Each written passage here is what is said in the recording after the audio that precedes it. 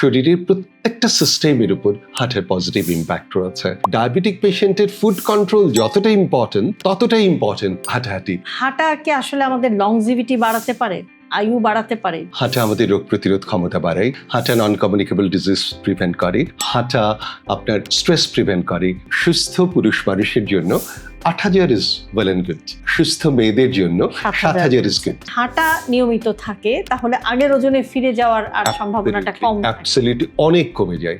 খারাপ অভ্যাসগুলো আমাদের কিন্তু ডেভেলপ করতে হয় না। মোবাইলে অনেকক্ষণ স্ক্রল এমনিতেই হয়ে যায়, দেরিতে ঘুম থেকে ওঠা এমনিতে হয়ে যায়, কিন্তু ভালো অভ্যাসগুলোর জন্য একটু ইফোর্ট দিতে হয়। কোনোদিন যদি আপনার একটু বেশি খেয়ে ফেলেন কোনো দাওয়াতে যেয়ে আফসোস করবেন না, আপনি একটু বেশি হাঁটেন।